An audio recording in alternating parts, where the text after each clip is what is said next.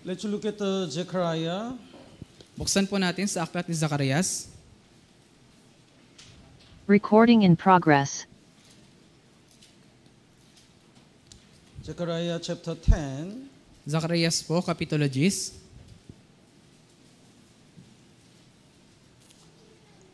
verse 1 to 7. Versikulo 1 hanggang 7. We will read alternately with Brother Roland. Babasahin po natin to ng salitan. Hingin ninyo sa Panginoon ang ulan sa kapanahunan ng ulan sa tagsibol, wala sa Panginoon na gumagawa ng ulap na may dalang unos, at kanyang bibigyan sila ng ulan sa bawat isay ng damo sa parang.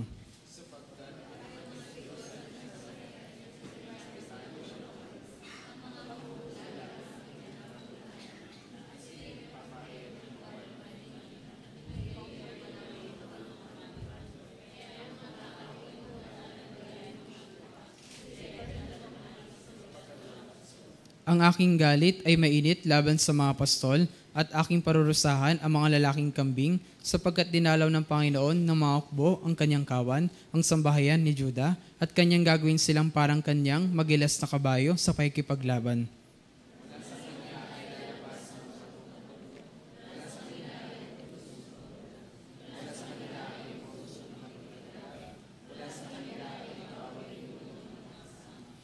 At sila'y magiging parang mga mapangyarihang lalaki na tinatapakan ang kaaway sa putik ng lansangan sa labanan, at sila'y lalaban sapagkat ang Panginoon ay kasama nila at kanilang hiyain ang mga mangangabayo.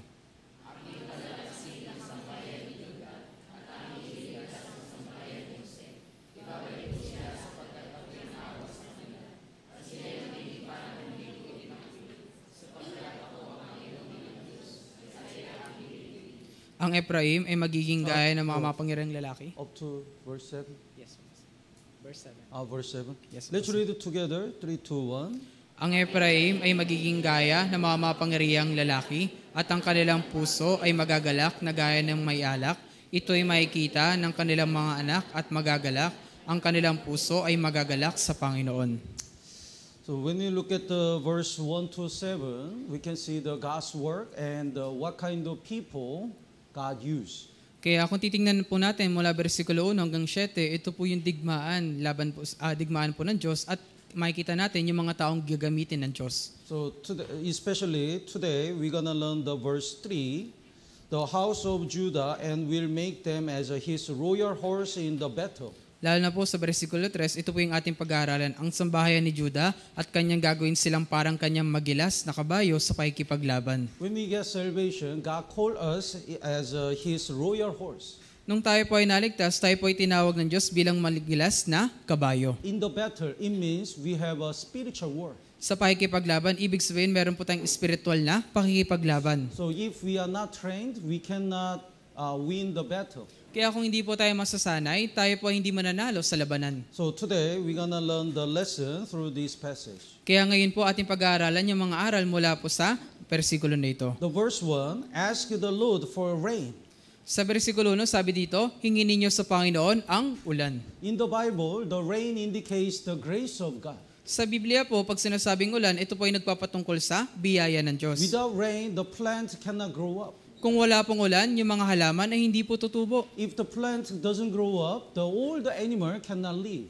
Kung wala pong halaman, yung mga hayop din po ay hindi po mabubuhay. So it all came from the raining. Kaya lahat po ito ay nanggaling po sa pag-ulan. So like this, as a sinner, we expect the God's grace, raining. Gaya din naman ito, bilang mga makasalanan, atin pong inaasahan yung biyaya ng Diyos, yung ulan. Rain comes from heaven. Yung ulan po, nanggagaling po ito sa langit. So the forgiveness of sin came from heaven. Kaya yung kapatawaran ng mga kasalanan ay nanggaling po sa langit. By the grace of God, all our sins were already forgiven when Jesus died on the cross. Dahil po sa biyaya ng Diyos, ang lahat nating mga kasalanan ay napatawad po dahil kay Hesukristo. That is grace. Yun po yung biyaya. So Bible says, ask the Lord for rain. Ask the Lord His grace. Kaya sinasabi po ng Biblia, hingin ninyo sa Panginoon ang ulan, hingin ninyo sa Panginoon ang biyaya. Everyone who wants to get salvation, God guide them to find the true salvation. Lahat ng nagnanais po na maligtas, sila po ay tinutulungan ng Diyos tungo sa tunay na kaligtasan. But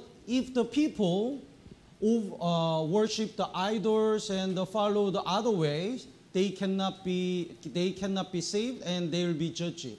Pero kung yung tao ay sumasamba sa mga Diyos-Diyosan at hinahanap po yung ibang daan, hindi po sila maliligtas. So the verse 2, for idols speak a delusion, would you read? Sa versikulo 2 po, sapagkat ang mga Diyos-Diyosan ng sambahayan ay nagsalita ng walang kabuluhan. And they comfort in vain. Therefore, the people went their way like a sheep. They are in trouble because there is no shepherd.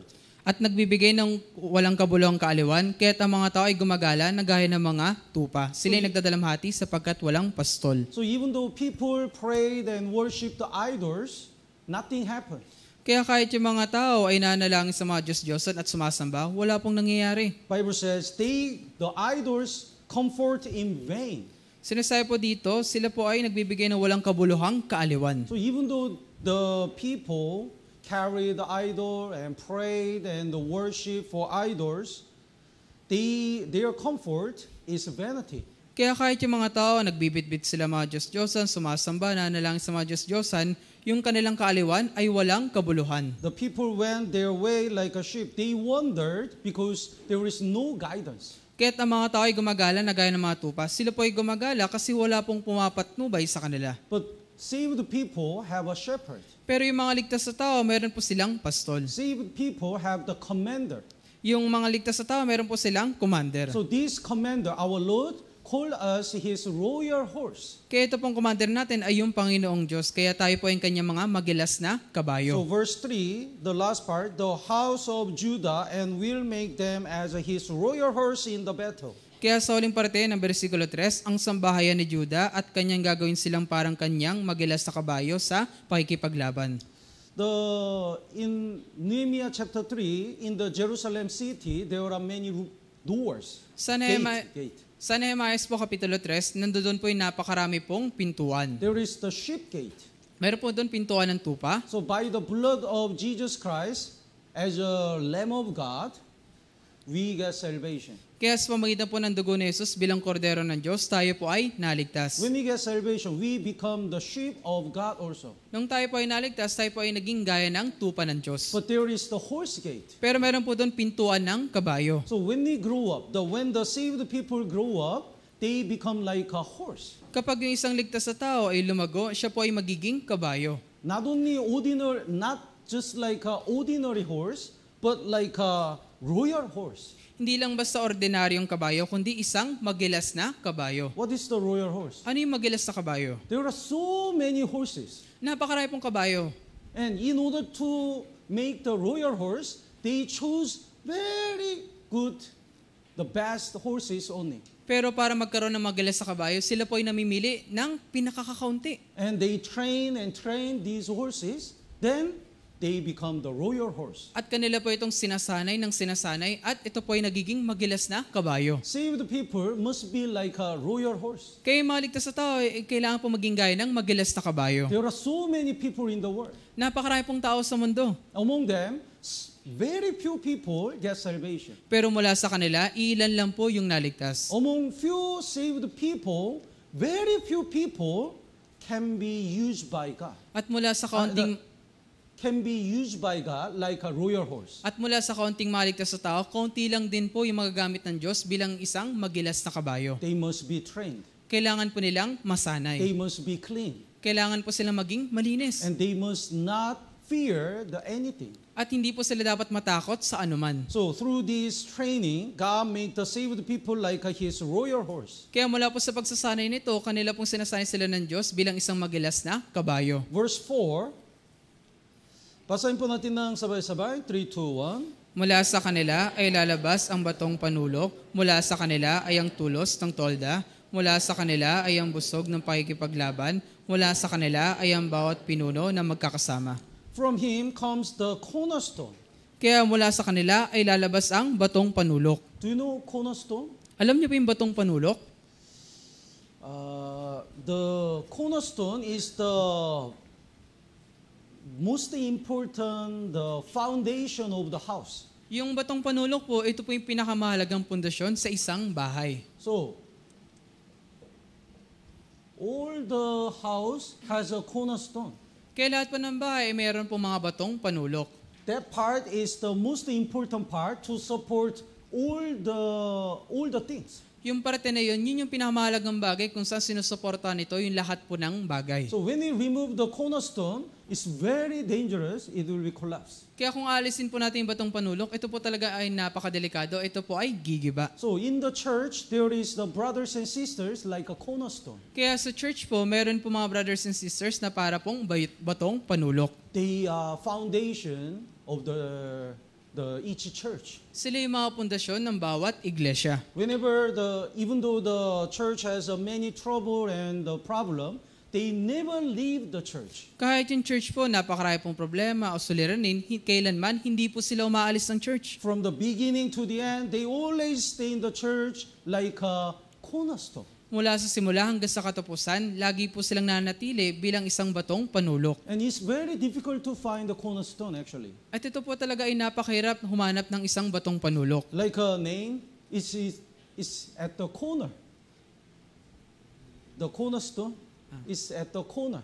Kaya gaya po ng isang batong panulok na nasa isang sulok lamang. So these kind of brothers, the brothers and sisters like a cornerstone, they don't boast themselves. Kaya ito po mga brothers and sisters nito, hindi po nila pinagmamayabang yung kanilang sarili. Some people say, when did you get salvation? 1 year? I'm 10 years ago, I got salvation. May ibang tao nagsasabi, kailan ka naligtas? 1 taon pa lang. Ako, 10 taon eh. When we grow up more and more, we become more humble and humble. Kung tayo po ay patuloy na lumalago ng lumalago, tayo din po dapat ay patuloy na maging mapagkumbaba. And the next part, from him, the 10th pact. At sumunod po na parte, mula sa kanila ay ang tulos ng tolda. The 10th pact is like a pillars of the church. Yung tulos po ng tolda, ito po ay gaya ng isang haligi ng iglesia. So they support other brothers and sisters. Kanila pong sinusuportahan yung iba pong brothers and sisters. Financially, spiritually, they support others. Financially, spiritually, kanila pong sinusuportahan yung iba. I heard that in order to for the young adult retreat, some members have the financial difficulties. Narinig ko po nung yung adult retreat, talagang yung ibang kapatid ay nagkaroon po ng problema financially. And the other members support these members. At yung iba namang miyembro, kanila pong sinuportahan ito pong mga miyembro na ito. Then during the young adult retreat, through the sermon and fellowship, they can see that they are changed. At doon po sa yung adult retreat, nakita po talaga nila yung kanilang pagbabago sa pamamagitan po ng mga sermon. Then one brother told me, it was worthy to spend their money and support them because they are really changing. At may isa pong brother ang nagsabi sa akin, talagang napakaganda ng pagsasakripisyo ng pera kasi yung kapatid na to ay talagang nagbago. So there are some brothers and sisters secretly and quietly support others financially and spiritually. Kaya may mga kapatid po na lihim at patago na sumusuporta sa mga kapatid financially and spiritually. And the next part in verse 4, from him the battle bow, and from him every ruler together. At sumunod po na parte, mula sa kanila ay ang busog ng pakikipaglaban, mula sa kanila ay ang bawat pinuno na magkakasama. Some brothers and sisters like a battle bow. Kaya meron pong ilang mga kapatid po kay Kristo ay gaya po ng busog ng It pakikipaglaban. means they fight in the battlefield. Ibig sabihin sila po ay nakikipaglaban dun po sa They battlefield. always invite people. They always, even though they are persecuted, they always fight for the faith. Lagi po silang nag-iimbita ng mga tao kahit inuusig sila, patuloy sila sa kanilang pananampalataya. In the family, it's really difficult to evangelize other family. Sa pamilya po talagang napakahirap po imbitahan yung ating mga miyembro ng pamilya. In our workplace, evangelizing is really difficult. Ganyan din sa ating pinagtatrabahoan, talagang mahirap po mag-imbita ng mga tao po dun. But some brothers and sisters like battle bow. Pero meron mga kapatid na gaya ng busog ng pakikipaglaban. So they really fight in the battlefield for the gospel. Kaya sila po talaga ay nakikipaglaban dun po sa gitna ng labanan para po sa ebanghelyo. And the last, from him, every ruler together. At suli po, mula sa kanila ay ang bawat pinuno na magkakasama. So in the church, we have leaders. Kaya sa church po, meron po tayong mga leader. The leaders means, don't misunderstand, leader also not perfect. Kayo po, wag po kayo magkaroon ng maling pagkaintindi. Yung mga leader po natin, hindi rin po sila perpekto. Some brothers and sisters are assigned as a leader, not because they are perfect, but because they want to serve others. Meron po mga kapatid kay Kristo ang nagiging leader, hindi dahil sila ay perpekto, kundi nais po talaga nilang paglingkuran yung mga kapatid. So whenever we assign the leader, I always remind the leader is not the boss. Leader is the servant. Kaya sa tuwing kami po ay magtatakda na isang leader, lagi po na pinaalala na yung leader ay hindi po isang gaya ng amo. So in the restaurant, not the servant, but what do you call? The waitress. They always say, "How can I help you? What do you need?" Halimbawa po sa isang restaurant, meron pong waiter, lagi po nilang sinasabi, anong may tutulong ko sa inyo, anong kailangan po ninyo. Tama po ba? So, if you want to be like a ruler in the church, not the ruler, actually this ruler is like a servant, but if you want to be a servant before Lord, you always have to ask, what do you need? How can I help you? Kung gusto po ninyo maging lingkod sa mga kapatid po natin kay Kristo sa church, lagi po ninyong kailangan sabihin, anong may tutulong ko sa inyo, anong kailangan ninyo. So, the God talk through this passage, we can see the God changed the saved people like these kind of persons. Kaya mula po sa talata na ito, atin po nakita na talagang nabago po ng Diyos yung mga tao na narito. But especially, God wants to make the saved people like a royal horse in the battle. Pero nais po talaga ng Diyos na yung maligtas sa tao ay maging magilas na kabayo. Let's look at the Job chapter 39. Buksan po natin sa Job, Kapitulo 39.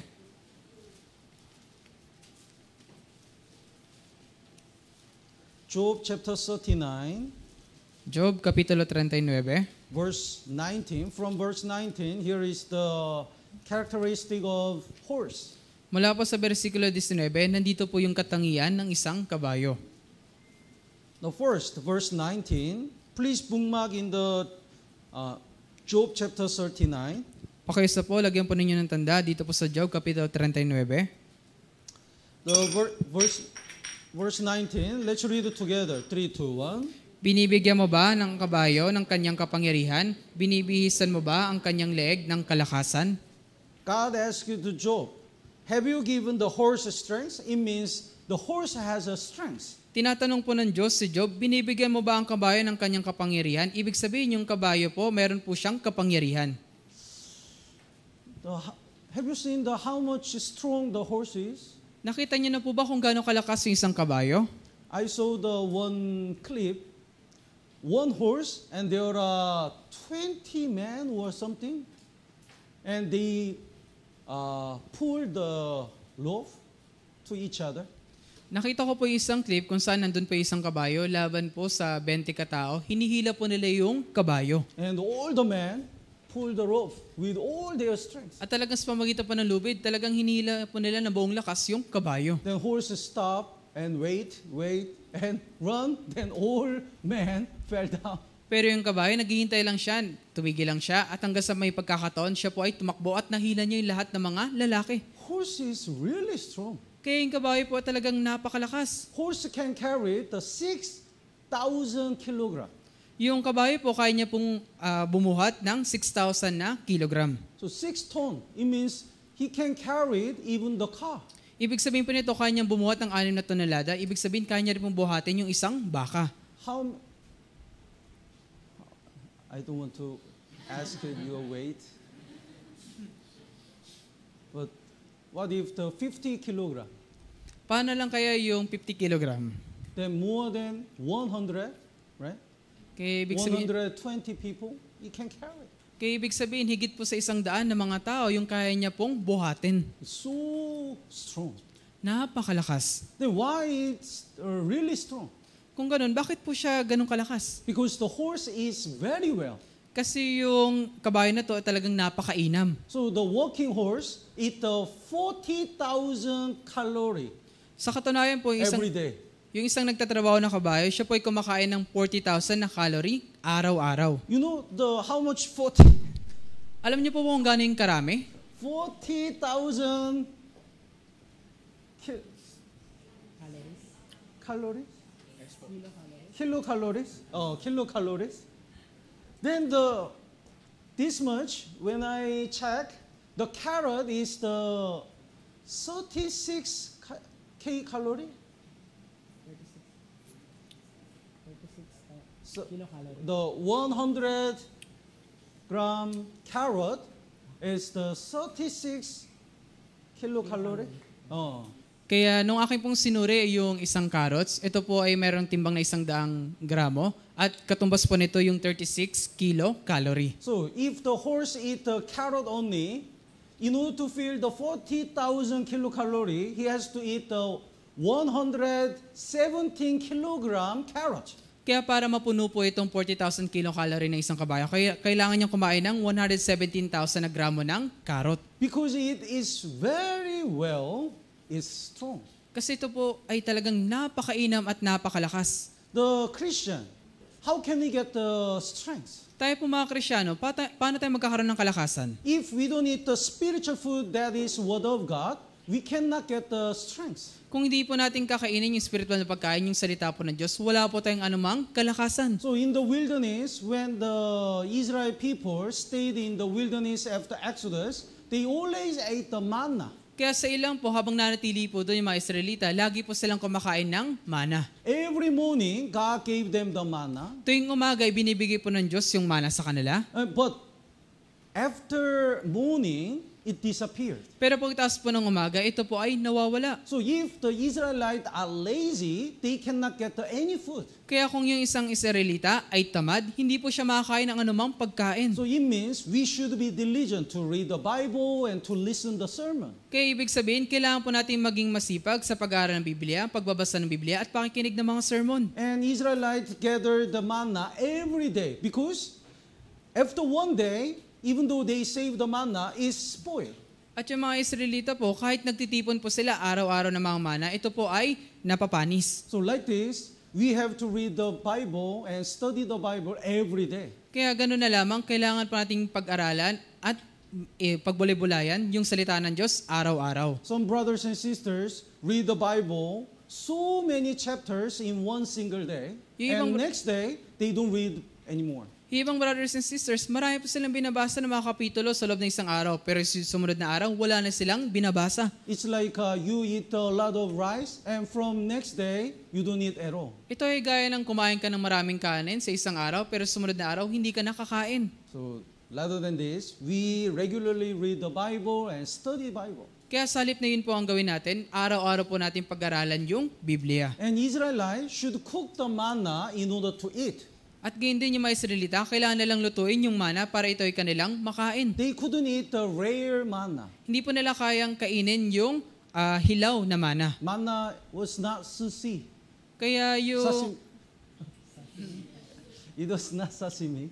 Kaya yung mana po hindi po to gaya ng isang sashimi. In order to eat, they have to fry or cook. Para ito po ay kanilang makain, kailangan po nila itong lutuin o prituhin. Otherwise, they couldn't digest. Kasi kung hindi po sila matutunawan. Exactly is same with the Word of God. Eksakto rin po sa salita ng Diyos. We learn the many Word of God, many sermons. Marami tayong napapakinggan na natutunan ng mga salita ng Diyos o mga sermon. But in order to make it yours, you have to review. Pero para ito ay maging atin, kailangan natin tong tunawin. You have to meditate and digest. Kailangan natin tong pagbulay-bulayan at tunawin. If you don't cook the Word of God, if you don't meditate the Word of God, it cannot be yours even though you learn.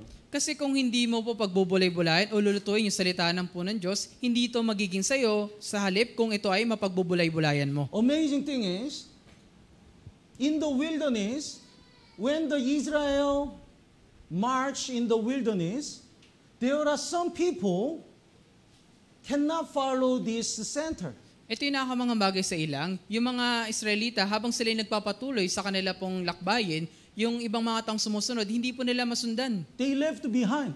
Sila po ay naiiwan. And they says, you go first. I cannot follow you. At kanilang sasabihin, mauna ka na, susunod na lang ako. Then the army of Amalekite killed these people. At yung hukbo ng Amalekita, kanila pong papatayin, ito pong mga naiwan na ito. The army of Amalekite is the shadow of our sinful nature. Yung hukbo ng Amalekita, ito po yung kumakatawan sa ating likas na makasalanan. Then why they cannot follow the center? Bakit hindi po sila makasunod dun sa nauna? Because they are so lazy to eat the manna. Kasi sila po ay napakatamad kumain ng mana. That's why they don't have a strength to follow. Kaya wala sila namang kalakasan para sumunod. So they stayed outside, and delayed. Then, finally, they are caught by Amalekite. Kaya sila ay lagi nanatili sa labas at nagpapantala. Kaya sa kaulian, sila po ay napatay ng mga Amalekita. So if we don't diligently study the Bible and read the Bible, we cannot control our sinful nature. Kaya kung hindi natin masipag na pag-aaralan o babasahin yung Biblia, yung ating likas sa pagkamakasalanan ay hindi rin natin makokontrol. Let's look at the Song of Songs. Buksan po natin sa awit ng mga awit.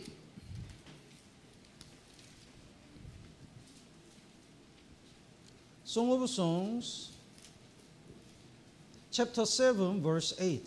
Awit ng mga awit, Kapitulo 7, versikulo 8. Here is the Sulamite woman. Nandito po yung babaeng Sulamita. The verse 8, would you read? Sinasabi kong ako'y aakyat sa puno ng palma at hawak sa mga sanga niyon. Ang iyong mga susun sana ay maging gaya ng mga buwig ng puno ng ubas at ang bango ng iyong hininga ay gaya ng mga mansanas. The fragrance of your breath like apples. At ang bango ng iyong hininga ay gaya ng mga mansanas. So this woman, whenever she breathes, that smell is like an apple. Kaya itong babae na to, sa tuwing siya ay hihinga, yung kanyang hininga ay amoy mansanas. Then smells like an apple. Kaya kapag huminga siya, amoy mansanas. Why? Bakit po kaya? Because she ate the apples a lot. Kasi marami po siyang kinain na mansanas. One day, I ate pizza a lot. Kaya isang araw po ay kumain ng maraming pizza. Then I got surprised. At ako ay nagulat. Because whenever I breathe, I can smell the cheese. Kasi sa tuwing ako hihinga, lagi kumaamoy yung keso. Have you experienced? Naranasan niyo na po yun? Oh. So, like this, we have to eat the Word of God more and more. Kaya gaya din naman ito, kailangan natin kainin yung salita ng Diyos ng higit at higit pa. Then we get the strength like a horse. At tayo po ay magkakaroon ng kalakasan gaya ng sa kabayo. Some brothers and sisters ask me, Pastor, I always listen the sermon, I always attend the church, but I don't get the strength. May mga brothers and sisters na nagtatanong sa akin, Pastor, lagi naman ako nakikinig ng sermon. Pastor, I always attend the church, but I don't get the strength. Pastor, lagi naman ako maatin sa church, pero hindi ako nagkakaroon ng kalakasan. Even though they come to the church, they don't eat the spiritual food. Sa palagay ko, kahit pumupunta sila sa church, hindi naman nila kinakain yung spiritual na pagkain. For example, you go to the restaurant, Isang halimbawa, pumunta ka ng restaurant, and you look at the interior. at talagang tinignan mo lang yung looban nito. Wow, the light is beautiful, and the dish looks beautiful. O yung ilaw, ang ganda. Yung mga niluto, ang And you gaganda rin. read the menu. At binasa mo rin yung kanilang menu. Oh, this much. Oh, pasta. Oh, spaghetti. Then, you return home. At uwi ka na. You didn't eat. Hindi ka kumain. Then, can you be full? Kung ganun, mabubusog ka kaya? No, you just observe and you didn't eat. Tumingin ka lang at hindi kumain. Then you cannot be full, you cannot get strength. Kung ganun, hindi ka talaga mabubusog o magkakaroon ng kalakasan. Some brothers and sisters, just like this, May mga brothers and sisters na gaya din nito. they come to the church. Pupunta sila ng church. They observe brothers and sisters. Tinitingnan nila yung mga brothers and sisters. And they observe the pastor. At tinitingnan din nila yung pastor. Pastor wear this necktie. Ganito yung suot na necktie ni pastor. Pastor change the hairstyle. Bago na yung hairstyle ni pastor Oh. Anyway, then they went back home. Tapos, uwi na sila. Well, during the sermon, they don't have any focus in the eyes. Habang sermon, hindi po sila nakakapagtuon sa kanilang mga mata.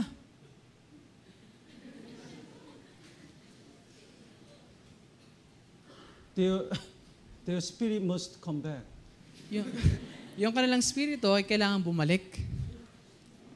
Even though their body is here, if their mind or spirit is outside, they don't eat. Kahit yung katawan nila ay nandito, pero yung kanilang spirito ay nasa labas, hindi po talaga sila kakain. When you come to the why do you come to the church? Bakit ka po ba pupunta ng church? To eat the spiritual food. Para kainin yung spiritual na pagkain. So, whenever we listen the sermon, we have to focus and we try to eat and get anything from the sermon. Kaya sa tuwing nakikinig tayo sa sermon, kailangan natin magtuon at kainin yung spiritual na pagkain. And whenever we listen the brothers and sisters' testimony, we try to get something from their life. At habang nagte-testimony, mga brothers and sisters, kailangan natin may makuha sa kanilang buhay. After fellowship, some brothers and sisters said, today I was so bored. May ibang kapatid nagsasabi, pagkatapos sa sermon, boring na ako dito. They don't get anything. Wala silang anumang nakukuha. But some brothers and sisters, today I learned so many things from others. Pero mayroong mga kapatid na nagsasabi, ang dami kong nakuha sa kapatid na yun. Somebody learned something, somebody learned nothing. Yung iba, may natutunan, pero yung iba, wala. Pastor, someone shared the testimony for a long time. Pastor, may nagbahagi ng testimony na napakahaba. One brother shared the 20-minute testimony, 30-minute testimony. Isang brother nag-share, 20 minuto, kalahating oras. Then how can I learn something from this kind of testimony? Paano makakuha mula sa mga testimony nila? Don't worry, you can learn the lesson, you will share the short testimony. Huwag ka mag-alala kasi matutunan mo kung paano mag-share ng testimony na napakaiksi. Anyway, if we focus, we learn something. Gayon pa man, kung ikaw po ay magtutuon, meron ka pong matututunan. So we have to remember, the horse is strong because it eats well. Kaya kailangan po nating matutunan na yung kabayo ay malakas kasi kumakain po ito ng mainam. Let's go back to Job chapter 39, Balikan po natin yung Job, Kapitulo 39, verse 20. versikulo 20. Here is another characteristic of the horse. Nandito pa po yung isang katangian na isang kabayo. Verse 20, let's read it together. 3, 2, 1. Pinalulukso mo ba siya na parang balang? Ang maharlika niyang pagbahin ay kagimbal-gimbal. Can you frighten him like a locust? It can run so well. Pinalulukso mo ba siya na parang balang? Ang maharlika niyang pagbabahin ay kagimbal-gimbal. So the Bible says our Christian life is the race. Kaya yung Biblia po, sinasabi po nito, yung ating buhay Kristyano ay gaya po ng isang takbuhin. We have to run. Kailangan po nating tumakbo. Actually, we are running in our Christian life. Sa katunayan, tayo po ay tumatakbo sa ating buhay Kristyano. Acts chapter 20, verse 24. None of these things move me, nor do I count my life dear to myself, so that I may finish my race with joy.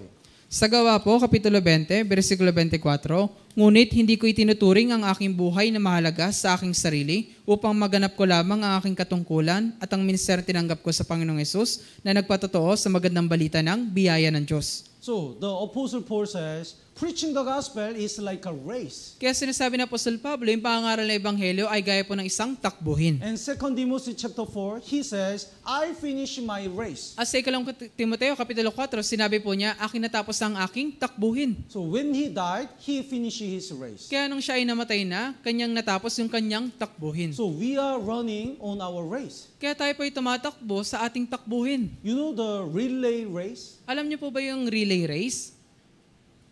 Do you know? Alam niyo po yon? There are many runner, Marami pong mga mananakbo. runner 1, 2, 3, and they run the track. Merong runner 1, 2, 3 at kanilang tinatakbo yung isang buong track. And runner 1 run the track, and then deliver the baton to the second runner. Yung unang mananakbo po, tatakboy niya po yung buong track at ipapasa niya yung baton dun po sa ikalawang mananakbo. And deliver another baton to the last runner. At kanya ipapasa yung isang baton dun po sa huling mananakbo. Usually, the last runner is the best runner. Sa katunayan po yung huling mananakbo, siya po yung pinakamagaling manakbo. So, since Jesus died on the cross, that baton, which we have to preach the gospel, transfer to another Christian and another Christian. Kaya mula nang si Jesus ay namatay, yung baton na hawak ni Jesus ay naipasa sa mga Kristiyano. And we are the last runner at the end time. At tayo po yung huling mananakbo dito po sa katapusan ng panahon. That's why these days, The gospel is spread so widely and fast. Kaya sa panahon natin ngayon, yung ebanghelyo ay talagang naipapangaral ng mabilis. In Philippines, the number of church really increase. Sa Pilipinas na lang, yung bilang ng mga church ay talagang dumami. In all around the world, Ito po ay sa buong the mundo. true church and the true saved people really increase. Sa buong mundo po, talagang yung bilang ng mga tunay na church at ng mga tunay na Kristyano ay talagang nadagdagan. Because the last runner is doing their best to run. Kasi yung huling mananakbo, talagang ginagawa niya lahat ng kanyang makakaya para tumakbo. So we are the one of the last Kaya runner. isa po tayo sa mga huling mananakbo. We have to do our best to finish our race. Kailangan po natin gawin ang lahat ating makakaya para tapusin yung ating takbuhin. In order to run well, we have to make sure what is our goal. Para tayo makatakbo ng mainam, kailangan yung ating layunin ay malinaw din.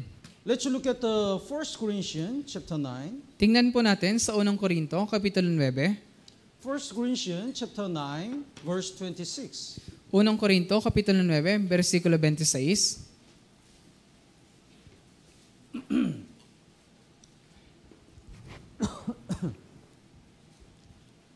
First Corinthians chapter 9, verse 26. Basahin po natin ng sabay-sabay. 3, 2, 1. Kaya't ako'y tumatakbo na hindi gaya ng walang katiyakan, hindi ako sumusuntok na hindi gaya ng sumusuntok sa hangin. I run, not with uncertainty. Kaya't ako'y tumatakbo na hindi gaya ng walang katiyakan. I fight, not as a one who beats the air. Hindi ako sumusuntok na hindi gaya ng sumusuntok sa hangin. When we fight, if you the bad fight is like a fight like this.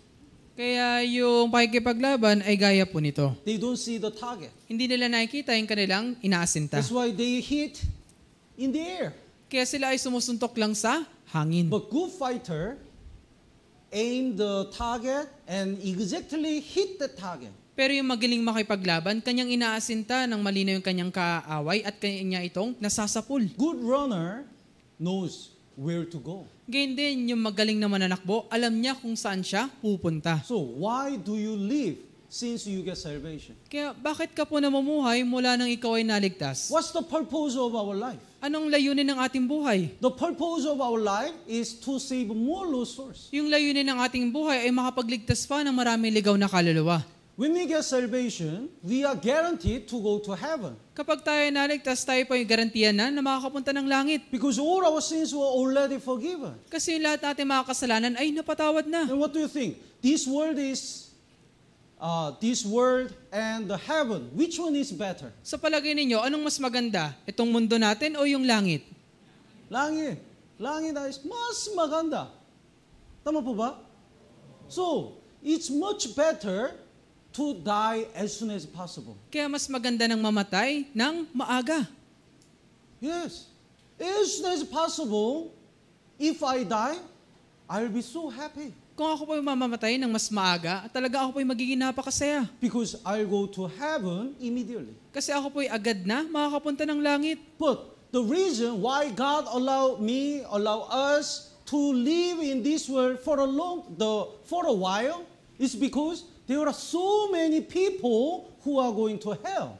Pero yung dahilan kung bakit tayo ay pinanatili ng Diyos na mabuhay dito sa mundo ng pansamantala, kasi marami pa pong ligaw na kaluluwa ang mapupunta ng impyerno. That's why God gave us the mission to save the lost souls until we stand before God. Kaya ibinigay po ng Diyos sa atin yung misyon na magligtas pa po ng marami ligaw na kaluluwa hanggang sa tumayo tayo sa harapan ng Diyos. So as a soldier, when we fight, the camp support everything. Kaya bilang isang sundalo, yung kampo, kanyang sinusuportahan ang lahat. Do you need a weapon? Okay, we send the weapon. O kailangan mo ba ng armas? Sige, magpapadala kami ng armas. Do you need the food? We support. O kailangan nyo na pagkain? Sige, amin itong So susuportahan. as a soldier, when we fight for the gospel, when we try to evangelize other people, God support everything for us. Kaya bilang isang sundalo na nagpaglaban para sa Ebanghelyo, yung Diyos sinusuportahan niya ang lahat nating pangangailangan. Do you need the spiritual food? Physical food? Do you need these things or money? I'll support everything. Kailangan mo ba ng spiritual na pagkain, physical na pagkain, itong mga bagay na ito, itong pera na ito? Sige, ibibigay ko ang lahat ng ito. So, our job is not our goal. Kaya yung ating trabaho ay hindi po magsuporta. The good score in the school is not our goal. Kaya yung pagkakaroon ng mataas sa puntos sa eskwelahan, hindi po yun ating layunin. Through the job, we want to evangelize other people. Dahil sa ating trabaho, kaya gusto nating mag-evangelize pa ng ibang tao. Through the good score, we want to evangelize other people. Sa pamagitan ng mataas sa puntos, gusto natin mag-evangelize sa ibang pong tao. Why the sisters clean up the house and the cook well? Bakit yung mga sisters lagi naglilinis ng bahay, nagluluto ng maayos? Because by supporting the family, they want to evangelize the family. Kasi sa pamagitan ng pagsuporta sa kanyang pamilya, gusto niya ma-evangelize yung kanyang pamilya. So, depending on the motivation of our work, is connected with the gospel or is not for the gospel. Kaya depende po sa motibo ng ating paggawa kung ito ba ay konektado sa ebanghelyo o hindi. So, we have to make sure the purpose of our life. Kaya kailangan natin maging malinaw sa atin yung layunin ng ating buhay. Some people earn the money only for the family.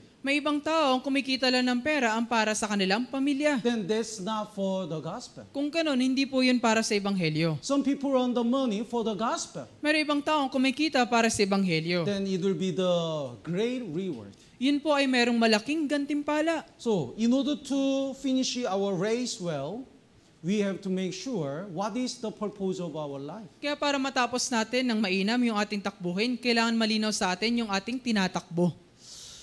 The horse is strong and horse is run fast, Yung kabayo po talagang malakas siya at tumatakbo ng mabilis. but horse has a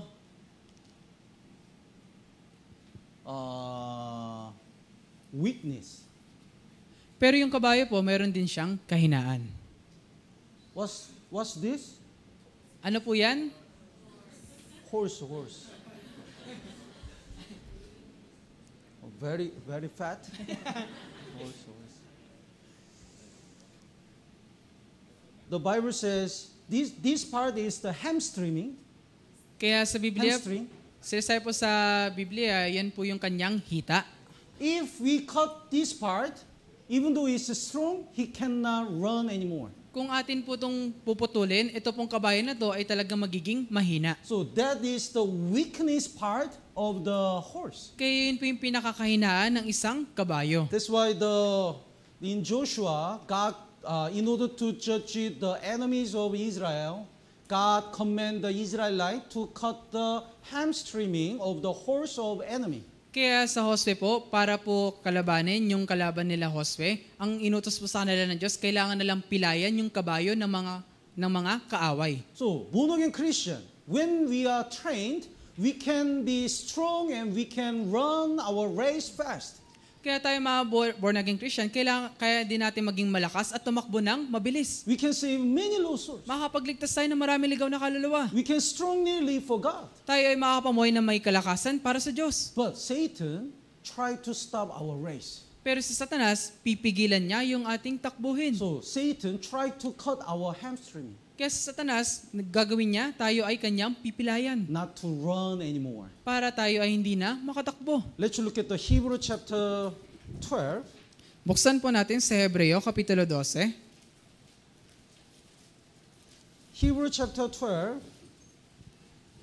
Hebreo, Kapitulo 12, verse 1. versikulo 1. Basahin po natin ng sabay-sabay. 3, 2, 1. Kaya't yamang napapalibutan tayo ng gayong kakapal na bilang na mga saksi, itabi natin ang bawat pabigat at ang pagkakasalang madaling buwibitag sa atin at takbo tayong may pagtitiis sa takbuhang inilagay sa harapan natin. Let us run with the endurance the race that is set before us. Kaya't tumakbo tayong may pagtitiis sa takbuhang inilagay sa harapan natin. So since we get salvation, until we stand before God, we are running the race. Kaya mula tayong naligtas hanggang sa tumayo tayo sa harapan ng Diyos, tayo po ay tumatakbo sa ating takbuhin. And the first part, we also, since we are surrounded by the so great of cloud of the witnesses, all the saved people who already died surrounded us. Kaya sa unang parte, kaya't napapalibutan tayo ng gayong kakapal na bilang ng mga saksi, yung mga namatay na naunang naligtas, sila po ay tayong pinapalibutan. And they really cheer up. At tayo talagang chini-cheer up. What do you call? The encourages. Kaya tayo po ay kanilang binibigyan ng lakas. Cheer up. Cheer. Cheer. Cheer. Oh, cheer. They really cheer us. Kaya tayo ay kanilang chini-cheer. When we fall down, Apostle Paul says, stand up again. Kapag tayo bumagsak, sabi ng Apostol Pablo, tumayo ka ulit. When we commit a sin, the Adam says, oh, I'm so sorry. Kapag tayo nakagawa ng kasalanan, sasabihin ni Adan, pasensya na, nakagawa ng But we kasalanan. have to overcome. Pero kailangan natin itong malagpasan. When we are tempted by sexual sins, Samson says, I also have the same experience, but you have to overcome. Kapag tayo natutukso ng sexual na kasalanan, sasabihin ni Samson, ako rin ay natukso, pero kailangan natin itong malagpasan. All the saved people surround us, Kaya lahat na mga ligtas sa tao ay pinapalibutan tayo. and they encourage us to finish our race well. At tayo binibigyan lakas para tapusin yung ating takbuhin. But Satan wants to stop our race. Pero Satanas, gusto niya tayong pigilan sa ating takbuhin. That's why they prepare these things. Kaya inanda po ito ng Every Satanas. weight and the sin which so easily ensnares us. Itabi natin ang bawat pabigat at ang pagkakasalang madaling buhibitag sa atin. Every weight. Lahat ng pabigat. When we run, we wear the light clothes, right? Di ba kapag tayo tumatakbo, nagsusot lang tayo ng magaan na damit? We don't wear the thick and put the many things in the pocket. Hindi tayo nagsusuot ng mga kapal na damit at naglalagay ng marami sa ating mga bulsa. There is weight, every weight is like a financial concern. Kaya ito pong bawat pabigat na ito ay gaya po ng isang financial na alalahanin. Some brothers and sisters really worried about the financial difficulties. That's why their Christian life became heavy and heavy. They cannot run. May mga brothers and sisters na lubos na kinakaya ng alalahanin financially, kaya yung kanilang takbuhin ay pabigat ng pabigat. When they walk, they look so heavy. Kapag sila ay nagtatrabaho, talagang bigat na bigat sila. When they read the Bible, they were so heavy. What should I do? How can I pay the electric bill? Kapag nagbabasa ng Biblia, bigat na bigat sila. Paano ko babayaran yung mga bayaran sa kuryente? They always worry, so their heart is so heavy. Lagi silang nag-aalala, kaya ang kanilang puso ay puno ng alalahanin. Let's look at the Luke chapter 21. Buksan po natin sa Lucas Kapitulo 21. Luke chapter 21, verse 34. Lucas 21, versikulo 24.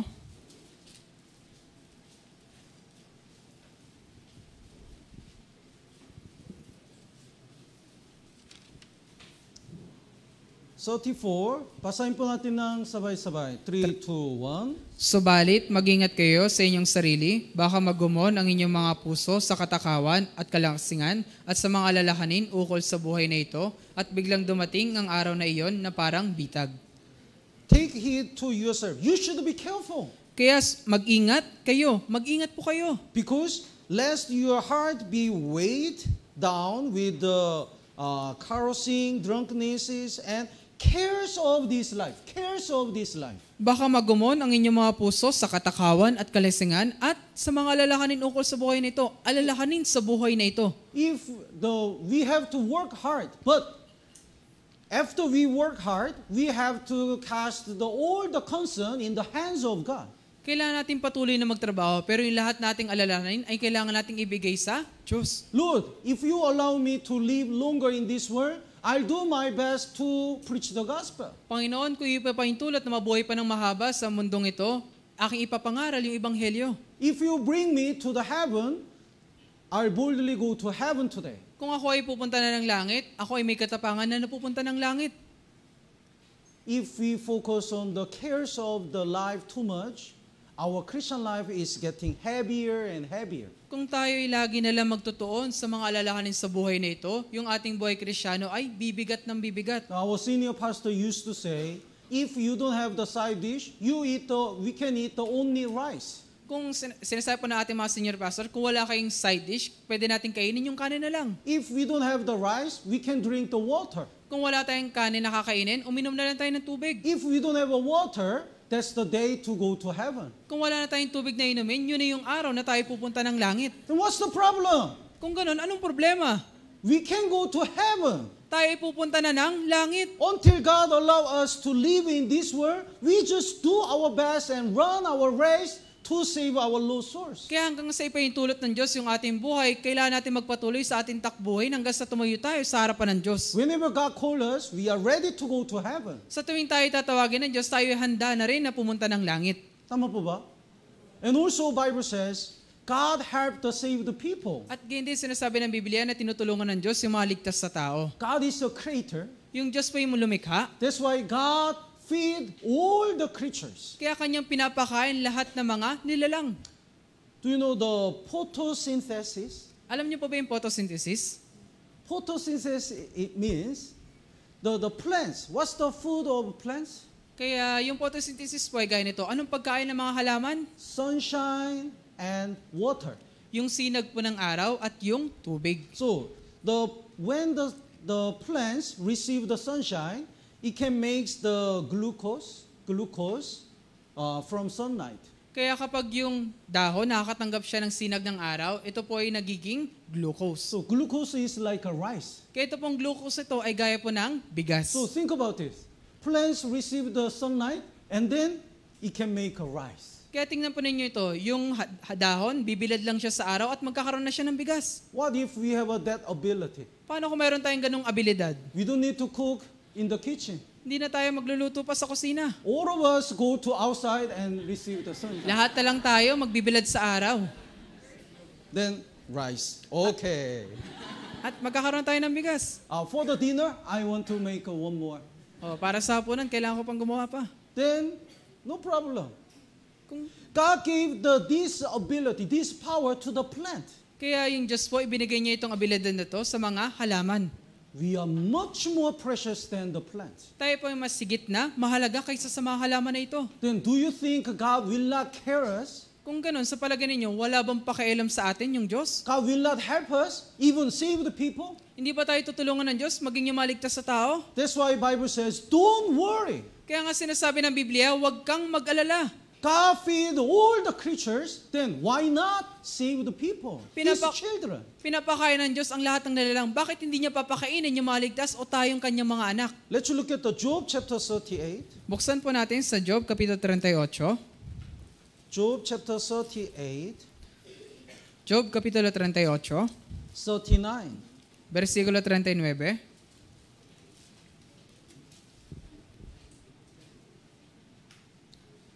Basahin po natin ng sabay-sabay. 3, 2, 1. Maihuhuli mo ba ng biktima ang leon? O mabubusog mo ba ang panlasa ng mga batang leon?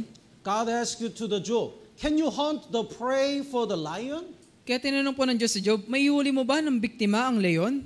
Do you worry how to pray to the lion? O mabubusog mo ba ang panlasa ng mga batang leon? We don't need to worry.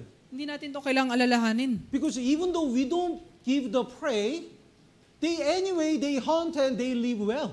Kasi kahit hindi tayo magbigay ng biktima, sila po ay nanguhuli at nabubuhay. God prepared many animals for lions. Ibinigay po, inanda ng Diyos sa lahat ng mga hayop para sa mga leon. The verse 41.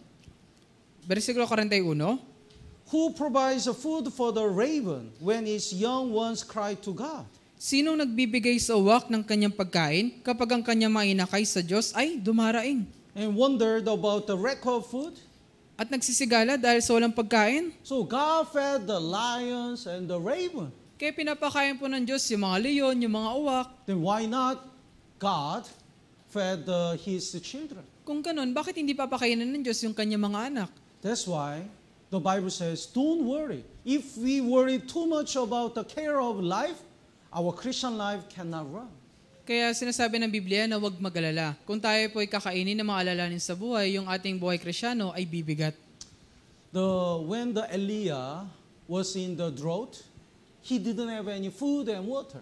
Nung si Elias po ay nasa ilang, wala rin po siyang anumang pagkain o tubig. At the time, God sent the raven, and the raven brought to the meat and the food.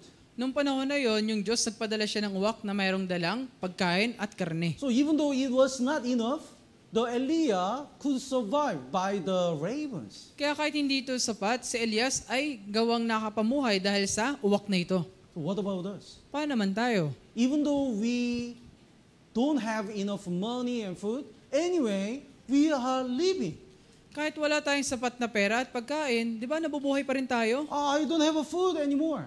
wala na kaming pagkain. But still we are alive. Pero buhay pa rin tayo. I have many financial difficulties. Marami akong kahirapan financially. But still we are alive. Pero buhay pa rin tayo. Even though we don't have enough things, anyway, by the grace of God, we always live every day. Kahit wala po tayong ng sapat na mga bagay, pero dahil sa biyaya ng Diyos, tayo ay patuloy na nabubuhay. That's why the Bible says, if you really trust in God, don't worry too much about the cares of life. Kaya sinasabi ng Biblia, kung ikaw talaga ay nagtitiwala sa Diyos, huwag kang magpapaalala sa mga alalahanin sa buhay. And the Hebrew chapter 12 verse 1, the Satan always try to snare us by the every weight and the sin which so easily ensnares us. At sa Hebreo po, Kapitulo 12, versikulo 1, si Satanas po, lagi niya po tayong binibitag ng mga alalahanin sa buhay na ito. That is the sexual sins and all kinds of sins. Ito po yung sexual na kasalanan at lahat ng uri ng kasalanan. Everyone can be tempted from the different kinds of sins easily. Bawat isa po sa atin ay maaari pong matukso sa pamagitan ng iba't ibang kasalanan. So some people are very weak of sexual sins. Kaya mayroong mga tao ang mahina talaga sa sexual na kasalanan. And some people are very weak of different kinds of sins. At meron na may ibang tao, talaga mahina sila sa ibang uri ng kasalanan. Amazing thing is, when I studied the horse, when it sweat, in the sweat, there is the contents of the soap. Ito po yung nakakamang bagay sa mga kabayo. Kapag yung kabayo po ay nagpapawis, meron po yung kanilang pawis ay merong content ng Soap. sabon. Huh? Sabon. So, the horse sweat is sabon. Kaya yung pawis ng kabayo ay gaya ng isang sabon. So, when you scrub his sweat, there is a bubble. Kaya kung iyong papahiran yung kanyang pawis, ito po ay bubula. So, you don't need to put the soap. Just when his sweat, scrub. Kaya hindi mo na ito kailangan lagyan ng sabon. Basta kapag ito ay pinagpawisan, kuskusin mo lang ito ay bubula na. And it's automatically cleansed. At ito ay bigla na lang magiging malinis. God gave the soap in that body. Kaya yung Diyos po ay nagbigay ng sabon sa katawan na yan. God used the clean vessel. Kaya yung Diyos po, ginagamit niya ang malilinis na God kagamitan. wants his horse to be clean. Nais po ng Diyos na yung kanyang mga kabayo ay malinis. But if we commit a sexual sin, we cannot be used by God. Pero kung tayo ay gagawa ng sexual na kasalanan, hindi na po tayo gagamitin ng Diyos. Let's look at the 2 Timothy chapter 3. Tingnan po natin sa 2 Timoteo, Kapitulo 3. 2 Timothy chapter 3. 2 Timoteo, Kapitulo 3. Verse 5. Versikulo 5. Having a form of godliness, but denying its power. Na may anyo ng kabanalan, ngunit tinatanggihan ang kapangyarihan nito. So some people keep the form of Christian life. Kaya mayroong mga Kristyano ang patuloy nila pinanatili yung kabanalan. They always attend the church. Lagi silang pupunta ng church. They pretend to be holy. Sila ay nagpapanggap na banal. They have a form of godliness. Meron silang anyo ng kabanalan. But they deny its power. It means they don't have any spiritual power in their Christian life. Pero tinatanggihan ang kapangyarihan nito, ibig sabihin wala silang spiritual na kalakasan. Because of a sin. Dahil sa kasalanan. If we have a sin, even though we try to evangelize others and try to meditate the Word of God, God doesn't answer us. Kung meron tayong ine-evangelize, lagi tayo nagme-meditate, pero kung may kasalanan tayo, yung Diyos po ay hindi sasagot sa atin. So Bible says, from such people, turn away. Kaya sinasabi ng Biblia, lumayo ka rin naman sa mga ito. If there are people who cause you to commit a sin, turn away. Kung may mga tao na nagdudulot sa inyo na gumawa ng kasalanan, layuan mo sila. When we become clean, we can be used by God. We have a spiritual power. Kapag tayo naging malinis, tayo ay gagamitin ng Diyos at magkakaroon tayo ng spiritual na kalakasan. So if you want to run powerfully and fast in your Christian life, please turn away from the sin first. Kaya kung gusto mong tumakbo na makapangyarihan at mabilis sa iyong buhay Kristyano, pakiusap, talikuran mo yung kasalanan. So there are every weight and every sins. Because of these kind of things, we cannot run our race fast. Kaya nandito yung iba't ibang pabigat, yung mga kasalanan, dahil dito kaya hindi tayo nakatakbo na mabilis. But some brothers and sisters always cut these kind of things. So they grew up so fast. Pero mayroong ilang mga brothers and sisters, lagi nilang pinuputol ang mga bagay nito, kaya sila ay lagi nakatakbo ng mabilis. Sometimes I get surprised. Kung minsan ako po ay nagulat, When I ask it, when did you get salvation? Then, because they seems like it has been long time, 10 years or 20 years Christian. kapag tatanungin ko sila, kailan ka ba naligtas? Kasi kung titingnan ko sila, parang mukha ba silang naligtas ng matagal na? But they got salvation in this year or last year. Pero- It has not been the long time. Pero sila ay naligtas ngayong taon lang, nakaraang taon lang, hindi ganun katagal nung sila ay naligtas. Some brothers and sisters grew up so fast because there is no every weight or the sins which snares us. Snare them. Merong ilang mga brothers and sisters na mabilis yung kanilang paglago kasi walang mga buibitag sa kanila ng mga kasalanan at pabigat. And another things which ensnare our Christian life is the money. At yung isa pang buibitag sa ating buhay Kristyano ay yung pera. Let's look at the Malachi Buksan po natin sa Malakyas, chapter 3, Malakyas po, Kapitulo 3, verse 8. versikulo 8.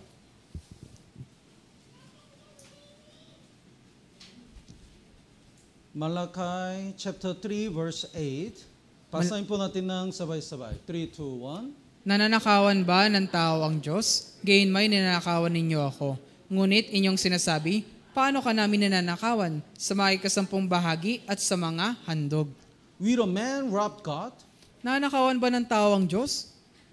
It's not possible. Ito po ay hindi posible. How dare can we rob God? Paano natin nanakawan yung Diyos? But God says, if you don't offer the tithes and offering, you robbed God. Pero sinasabi ng Biblia, kung hindi ka magbibigay ng ikasampung bahagi at mga handog, ninanakawan mo yung Diyos. It means we steal something from God. Ibig sabihin, ninanakaw natin yung ilang bagay sa Diyos. Why? Bakit po? For example, I rent the money, 1 million from others, Halimbawa po, ako po'y umutang ng 1 milyon sa ibang tao then I don't return. at hindi ko to babayaran. And is it sin or not? Kung ganon, kasalanan ba yun o hindi? Sin. Kasalanan. I rent the bus, but I don't return. Ako ay nagrenta ng bus at hindi ko ito binalik. I borrowed the bus, but I don't return. Nanghiram ako ng bus at hindi ko to binalik. Then it's just stealing. Yun ay pagnanakaw.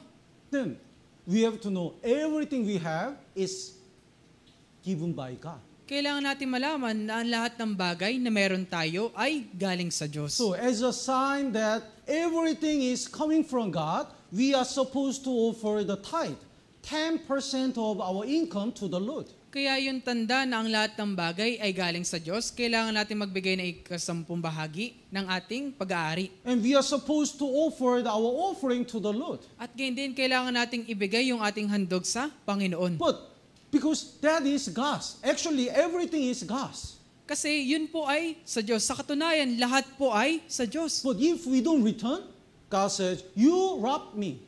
Pero kung hindi natin ito ibabalik, sinasabi ng Biblia, ako ay iyong ninanakawan. You stole my offering. Ninakaw mo yung aking handog. It must belong to the Lord. Ito ay nabibilang sa Diyos. But if we don't offer it, we steal something from God. Pero kung ito ay hindi natin ihahandog, tayo ay nagnanakaw sa Diyos. Everyone can start the life of the tithe. Kaya bawat isa po, kaya po magsimula yung buhay ng pagbibigay ng ikasampu. If you earn the 1,000, you can offer 10%, 100. Kung kumita ka ng 1,000, yung 10% nito ay 100. When our income is small, it's easy to offer the tithe. Kapag yung ating kita ay mababa, madali lang magbigay ng ikapu. Income 10,000, then we can offer the 1,000 for the tithe. Halimbawa po, yung kita 10,000 at yung ika po nito ay 1,000. But when our income 100,000, we are supposed to offer the 10,000. Pero kung yung ating kita ay 100,000, yung ating ika po dapat ay 10,000 na. One brother's income is getting increase and increase. Kaya may isang brother, yung kanyang kita ay pataas ang pataas. When his income was small, he always offered the tithe. Yung nung kanyang kita ay mababa pa lang, lagi siya nagbibigay ng ika po. But when he is really increased, he hesitates to offer tithe because it's big amount of money. Pero yung kanyang kita ay lumalaki na, siya po ay nag-aalilangan na magbigay ng ika po. So he had a counseling with the pastor. Kaya nagpa-counseling na siya sa pastor. Pastor, because the tithe is already big amount, so I hesitate to offer the tithe. Pastor, yung halaga kasi ng ika po ko talaga napakalaki na, kaya ako ay nag-aalinlangan na magbigay. Then pastor said, I pray for you to be able not to hesitate offering the tithe. Kaya sasabihin ng pastor, ipapanalangin kita na hindi ka mag-aalinlangan sa pagbibigay mo ng ika po. Then what will happen? Kaya ano mangyayari? His income really decreased. Kaya yung kanyang kita ay bababa. So he never hesitated. Kaya kung gano'n, hindi na siya mag-aalinlangan. That was the funny story, but anyway, everything is given by God. Kaya yun po yung nakakatawang kwento, pero dapat nating alalahanin na ang lahat ng bagay ay galing sa Diyos. That's why if we don't offer the offering which are supposed to offer or return to God, that's a sin. Kaya kung hindi natin ibibigay yung handog na nararapat na ibigay sa Diyos, ito po ay pagnanakaw. But the Israelites at the time, they didn't understand because they thought the tithes and offering and everything they have is theirs. Pero yung mga Israelita, hindi nila ito mainawaan kasi yung mga ikapo at yung mga handog ay nasa kanila.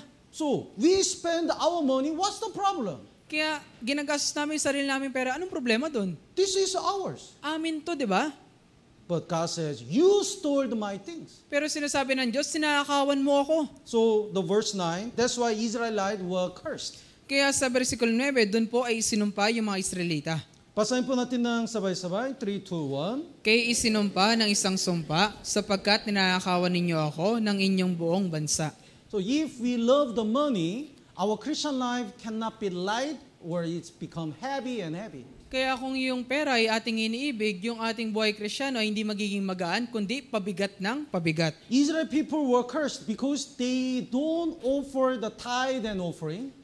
Yung mga Israelita po, sila pa isinumpa kasi hindi nila ibinibigay yung kanilang ikapo at handog. It means when they offer the tithe and offering, they were blessed. Ibig sabihin po, kapag sila magbibigay ng kanilang ikapo at handog, sila ay pagpapalain. Actually, in the history of Israel, whenever they return to offer the life of the offering, the tithes and offering, they were so blessed. Sa katunayan po sa kasaysayan ng Israel, sa tuwing sila ay magbibigay ng kanilang ikapo at handog, talagang yung buhay nila ay nagiging mapagpala. If you want to recover your Christian life, start offering first. Kaya kung gusto mong manambalik yung buhay Kristyano, kailangan mong ulit magbigay ng handog. If you want to be blessed by God, start to offering first. Kung gusto mo talagang pagpalain ng Diyos, kailangan mo muna magsimula sa pagbibigay ng handog. So, verse 10, next verse, basahin po natin ng sabay-sabay. 3, 2, 1. Dalhin ninyo ang buong ikasampung bahagi sa kamalig upang magkaroon ng pagkain sa aking bahay. Sa gayoy, subukin ninyo ako ngayon, sabi ng Panginoon ng mga hukbo.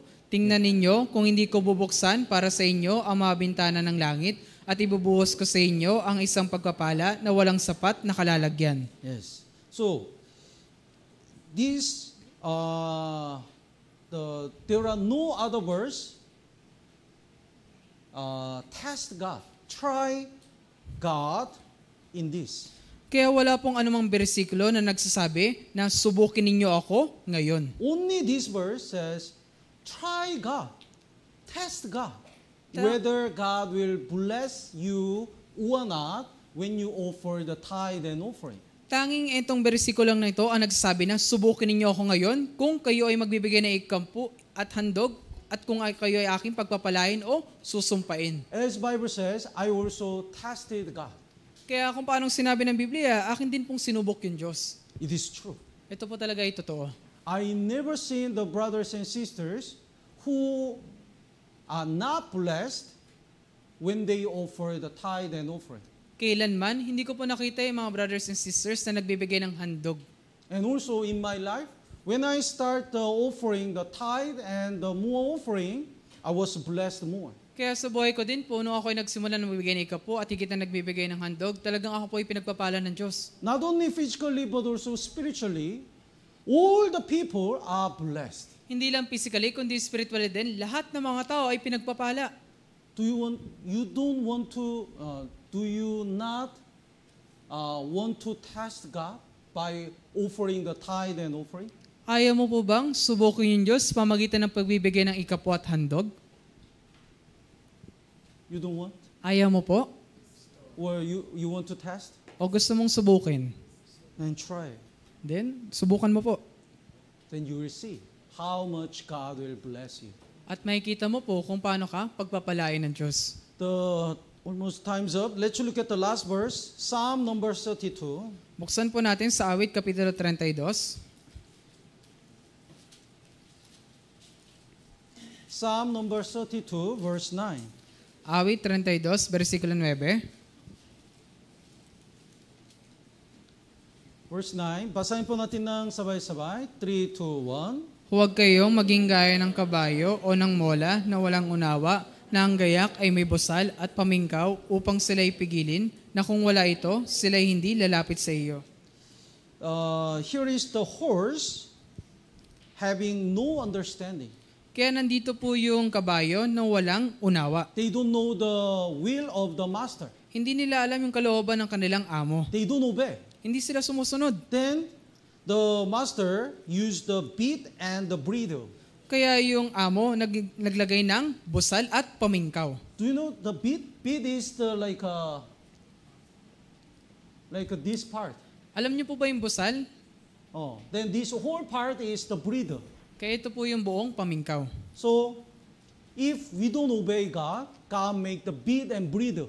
Kaya kung hindi po tayo susunod sa Diyos, gagawa po yung Diyos ng busal at pamingkaw sa atin. And when the master move, the horse move this way or that way, it's control. At kung saan po gagalaw yung amo, yung kabayo ay susunod din.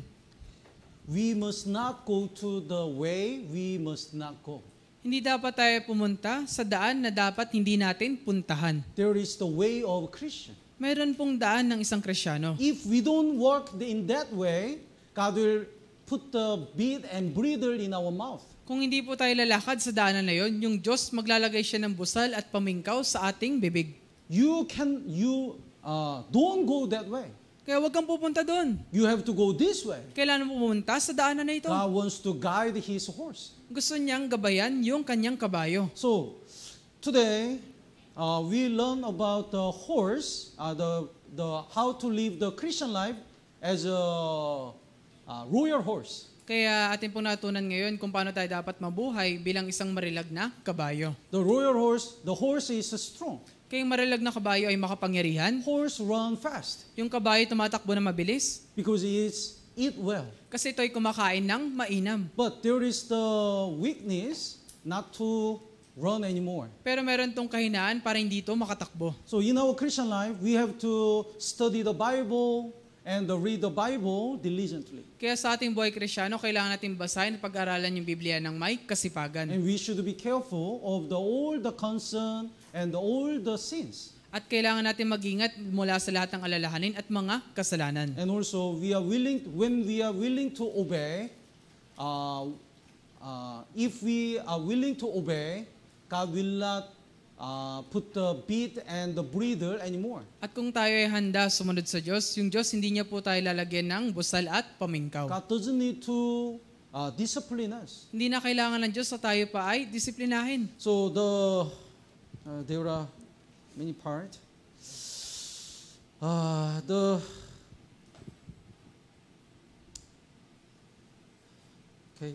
next time we can continue. Let's pray together. Tayo po lahat ay manalangin.